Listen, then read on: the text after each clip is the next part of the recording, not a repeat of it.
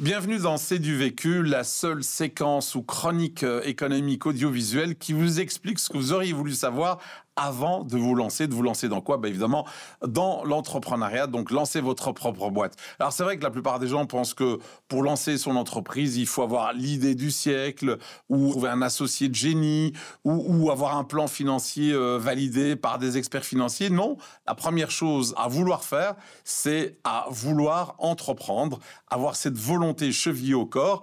Et la meilleure manière de représenter ça, c'est une bande dessinée que j'avais lue et qui avait beaucoup de succès dans les années 80. Et l'auteur principal, ou plutôt l'acteur principal de cette bande dessinée s'appelait Achille Talon. Et à un moment donné, il a une fulgurance.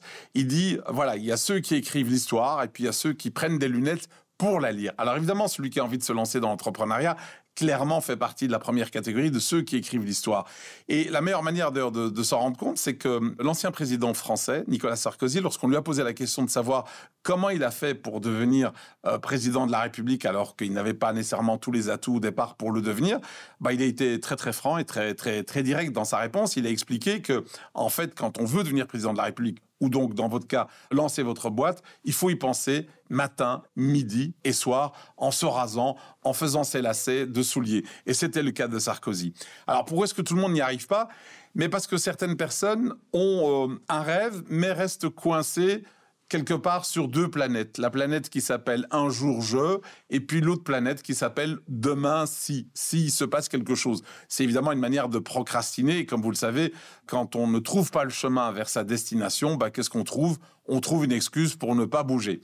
Et c'est là où c'est très important de faire le distinguo entre le rêve et l'objectif. Beaucoup de gens ont un rêve, ça peut être monter, je sais pas, le mont Everest, ou effectivement ici, lancer son entreprise. Mais ce qu'il faut, c'est pas un rêve, c'est un objectif. Alors vous allez me dire, la différence, c'est quoi ? Elle est très simple. Un objectif, c'est un rêve plus un deadline. Si vous n'avez pas de deadline, votre rêve va rester un rêve. C'est-à-dire, vous serez une feuille morte. Si le vent va à gauche, vous allez à gauche. Si le vent va à droite, vous irez à droite.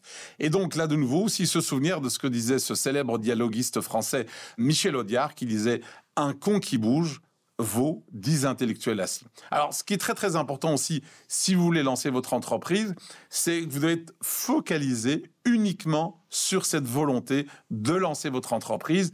Il ne faut surtout pas avoir de plan B. Alors, vous me direz, c'est peut-être dangereux. Et dehors, dans votre entourage, votre famille, vos amis vous diront, oui, mais si jamais ça ne marche pas, qu'as-tu prévu ? Est-ce que tu as un plan de secours ? Certains, plus malicieux, diront, pourquoi avoir un plan B alors qu'il y a 26 lettres dans l'alphabet ? Eh bien, ce qu'il faut faire, c'est absolument de ne écouter aucune de ces personnes, même si elles vous veulent de bien. Pour quelle raison ? Mais tout simplement parce que lancer son entreprise va vous demander non pas 100% de votre temps, non pas 200% de votre temps et de votre énergie, mais 1000%.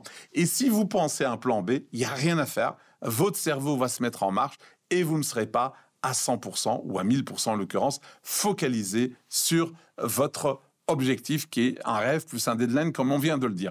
Alors, une des manières de ne pas penser à un plan B, c'est de couper, je dirais, toute volonté de revenir en arrière. C'est ce que faisaient certains conquistadors espagnols lorsqu'ils ont été conquérir l'Amérique latine ou certaines contrées d'Amérique du Sud.